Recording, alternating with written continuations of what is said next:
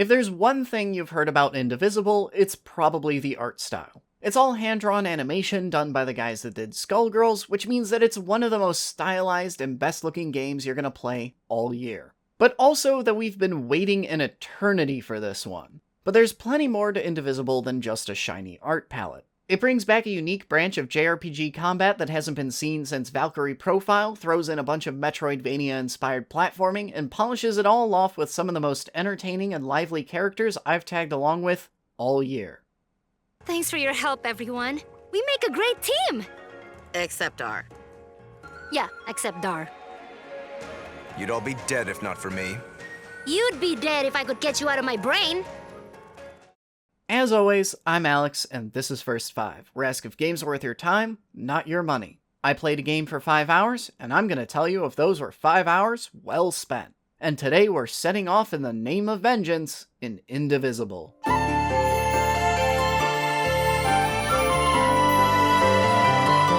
While Valkyrie Profile is probably the game that most immediately leaps to mind when looking at Indivisible's combat, it also feels like an almost inevitable choice in hindsight for Lab Zero to use this same kind of gameplay. As far as JRPG combat systems go, Valkyrie Profile is one of the closest in sensibilities to the fighting game genre, so it's a sensible direction for a fighting game-centric studio to go in. But for those who aren't up to speed on random turn-of-the-century JRPGs, let's break this down. You get 4 party members, and each face button on your controller corresponds to one person. On defense, when you hit a party member's button, they block, and any other time, hitting their button makes them attack. Straightforward so far, but where it gets interesting is the fact that you can string all 4 members' attacks together into one long super combo, and each character gets multiple moves depending on what direction you hit on the D-pad. Overall, it's a lot more active than ye olde Final Fantasy menu combat, but not as demanding as something like the Tales game's massive combo strings, and not as complicated as Persona's interlocking systems of weaknesses and bonus turns. While yes, technically comboing is a thing and there are some specific situations like when an enemy is blocking where you have to use specific moves, by and large you can hit whatever buttons you want and mostly come out okay. But where Lab Zero's fighting game roots show through strongest is in the character design. Everyone's working in the same system of blocks, juggled combos, and grabs, but each has their own unique quirk on how they handle combat. Sometimes the differences are simple, like how Kadira gets a 2-hit string for each attack, but is otherwise pretty normal. But other times you get something like Kushi, who has 2 different stances with their own set of attacks, as well as the ability to temporarily leave the battlefield, only to return later and dive bomb an opponent. Or one of my favorites, Ginseng and Honey, who are technically a healer, but they have to attack the enemy to charge their heals, doing some strategizing around what you spend their turns doing. Combat makes up the meat of Indivisible's gameplay, but there's also a fair bit of 2D platforming as well. There's a bit of Metroidvania-style exploration going on here, with most of your options being tied to equipment that you pick up over time that's paired to specific obstacles, like being able to launch your axe into walls, or this ability to turn into a blue demon thing that can Kool-Aid Man through certain obstacles. Overall, it can feel clunky at times, especially when you have to do multiple consecutive jumps, and it takes a bit of getting used to, but it's still competently executed. And of particular note is how seamlessly the game moves from platforming to combat and back again. You can actually initiate combat by attacking an enemy during a platforming section, then go directly into a combo. And shifting from combat back into platforming feels almost like all you did was hit the zoom out button before you go right back to jogging along. Indivisible's final main pillar is its narrative, which picks up basically immediately with Ajna's town getting burned down and her father killed. From there, Ajna sets out on a journey of vengeance against the Mad King Ravanavar, a quest that immediately goes terribly and accidentally heralds the apocalypse, giving Ajna bigger concerns than her father's murder as she's swept up into a big ol' quest to save the world.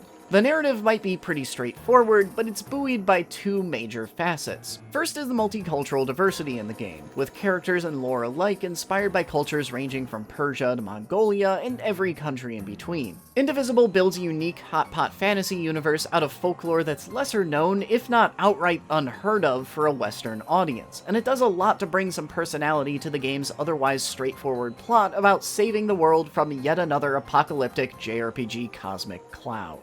But what really elevates this narrative, and in my opinion, Indivisible's main draw period, is without a doubt the characters. Lab Zero's no stranger to creative off-the-wall character designs, but I was pleasantly caught off guard by just how equally colorful and entertaining each character's personalities would be to match. Some characters are still mostly just a creative design, like Kushi, whose character traits are mostly that she's genial and has a giant friggin' bird.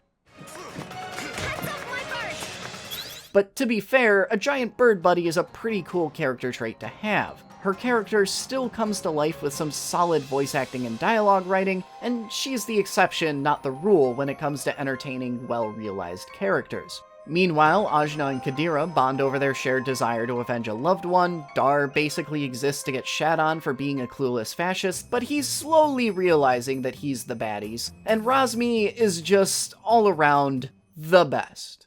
We fought Ravanavar. You chopped his head off. He grew more heads. Chop, chop. You turned blue and got all spiky. You had all these eyes. It was disgusting. It was the best thing I ever saw. What's equally surprising is just what a balancing act Indivisible has pulled off with its cast of characters, where anywhere else, the 20-plus character cast would probably get labeled as bloated, and 90% of the characters left ignored as only 4 or 5 of them get explored in any depth. But that hasn't been the case here. While some characters, like my earlier example with Kushi, get a little less to say than others, everyone is still vitally involved in the story. The only character that's gone entirely ignored so far is Tungar, and considering I'm already up to 10 party members, that's not bad. That balancing act is made all the more complicated by the game's narrative, which often pits characters against each other. There might be a dozen people rattling around inside Ajna's head, but not all of them get along with each other. Or with her. Heck, in the case of Dar, he literally spends the first 3 hours of the game as an antagonist, despite also doing double duty as a party member. And that's a heck of a tightrope to walk and still feel believable. Lord Ravanavar, I bring you tribute, the daughter of the chief of Ashwat village. That's the Dar we know and hate, turning us in for profit. But what do you get out of 5 hours with Indivisible?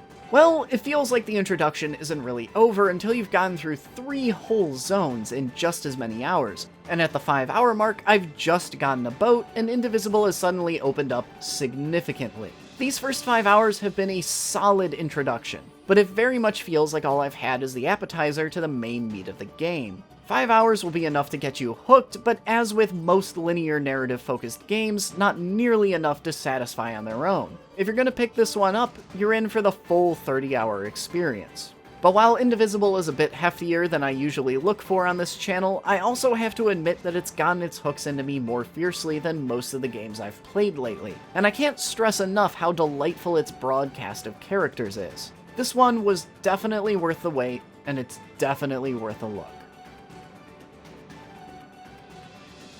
And if you want to check out some more RPGs, I recently covered the wildly different Astral Chain, as well as the slightly older and significantly more Western Druid Stone. But I hope you enjoyed this first 5 review. If you did, maybe consider hitting that subscribe button. If you're looking for games that value your time and don't pad themselves, I'm your guy.